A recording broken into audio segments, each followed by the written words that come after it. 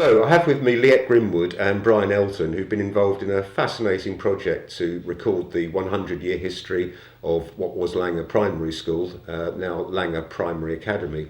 And they pulled it together in this fascinating book, which is shortly going to be published. Tell me, Leette, you were involved as a governor, I believe, of the school, is that correct? I was formerly a governor of the school and also a member of FALSA. FALSA is Friends of Langer School Association, where we raise money for the school to enhance the children's experiences so they can go on trips and things. So we decided to put a book together. And how long has this project been in the works, as well, it were? really, about a year and a half ago, the idea, was raised by other members of FALSA, and I said that I would, get involved. Love to be involved. Yeah, on top of everything else you've done for the school. A little bit of a challenge. Yeah.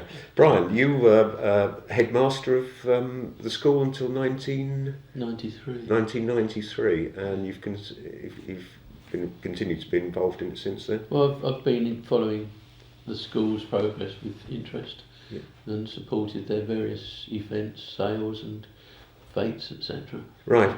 So, in terms of pulling together the material for this book, where have you got the pictures from, the stories, and the press cuttings that appear in it?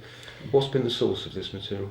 Well, a lot of the stuff has been archived at the school. Brian kept a really good record of events, as did lots of other of the headmasters that were at the school before. And there were also school logs, which were kept daily from what year? Well, I think they went back to the beginning of the Second World War. So these logs contain what sort of information? It is an official logbook which a head is required to keep. There was a time when... Was it like a record of events? Yes, a record of... So it's not like a register where you tick off the tendencies? No, I mean, it's a record of unusual events, if you like, and not just day-to-day running of the school, but I mean, if somebody came to look at a problem with the building, say the architect, I mean, it would be noted. Right. And if somebody had a serious accident, it would probably be logged. Talking of which, we've just had this big tidal surge in Felixstowe. Was the school badly affected by the 1953 flood? Yes, it was, yes. And there was a problem there in 1953, but there is quite a substantial article on the flood inside the book. Right, so... there's a memorial in the corner of the school playing field, actually, facing onto Langer Road. Yeah. So lots of contributions from previous pupils in here, what people sending in handwritten notes, emails, whatever, and you've had to pull all that together and turn it into text, and you've had some help and support doing all of that. We've had all the children currently at the school have made a contribution and put their feelings and thoughts of how they feel about the school, and lots of people have emailed and sent letters, telephoned, and too many really for us to put in the book, but we've picked out some of them that we thought were quite nice stories. And did you get any contributions from people complaining about the school at all? Or no, we didn't. I bet you didn't. We had lots of really funny stories. Yeah, because I get the impression we could have made a joke book really, as well, but it's history based. I mean, I've only had a few minutes to glance through it before you came in, and I'm absolutely fascinated to see what very glowing comments from the pupils about the school. I mean, Brian, what's your best recollection of when you were headmaster there? Well, I think probably it took. I started there in January '76, but it took until 1991 before we actually had a purpose-built school hall, and that was really great. Prior to that, we did have help from the Education Authority, who converted 2 adjacent classrooms into a hall. Mm-hmm. But this meant that we needed to have another prefabricated building for a classroom. At one point, we had 4 prefab classrooms on the edge of the playing field. Fairly typical of primary schools during that era, though. I'm afraid so. Yeah. And when we got the fourth prefab, it had in fact come from another school, and it went on to yet another one after that. Yes.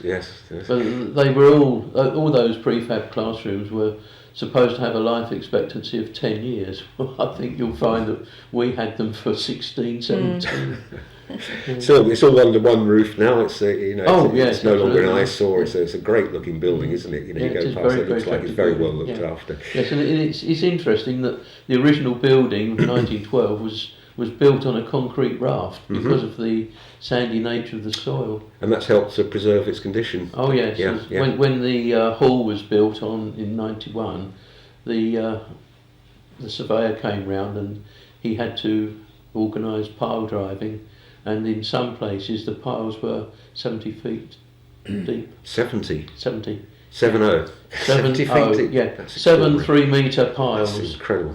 Yeah, and 3 metres is 10 feet, isn't it? Yeah. But anyway, yeah. So that's a great building. Been, some of the pupils there, clearly, really enjoyed their time there. Yeah, The the- majority of them. Very think happy it's good. atmosphere at the school. Yeah. I mean, it was. I noticed it on the day I was interviewed for the headship, and my successor David Leaney, he had the same experience. He said, "What a nice atmosphere and a happy atmosphere." Well, I'm sure it's going to make fascinating reading for ex-pupils and parents today. This book. How are you distributing it, Leanne? What's the? It's where will it's the going to book be be available? It's going to be available at the East Anglian Daily Times office in Felixstowe. In Hamilton Road? Yes, and also at the school. Brian and I can always be caught hold of walking around town, and lots of people know us. So we will have copies. And cover at any time. prices? The price is $5.95. Well, that sounds incredible. And we try to keep the price as low as possible because we thought there'll be so many people that have been part of the school, so we wanted to keep it down as much as possible.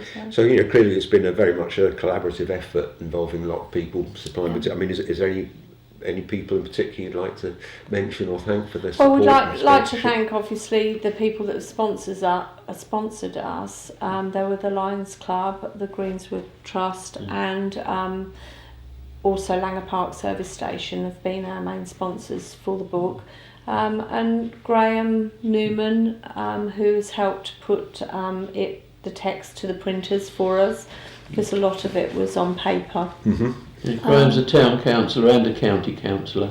Right. And it's also worth mentioning that Wayne Underwood, who runs the Langer Park Service Station, his grandfather was a pupil from day one, Really? 1912. And when we opened the new hall in 1991, Tommy Underwood came to the service that we had, and we also had the youngest pupil. So we had Tommy, who was in his Really? about 90, Really? and Well a done. 4.5-year-old. Yeah. Any chance this could make a great Christmas gift, couldn't it? Any I chance think it'll be out so. before Christmas? Yes, it Oh, will yes. be. It'll Yeah. be available from next week. Okay. There has been a little bit of a delay. We thought they were going to be all ready for the beginning of this week, but it's going to be next, so it will be available before Christmas. Marvellous. Well, thank you both very much for coming in.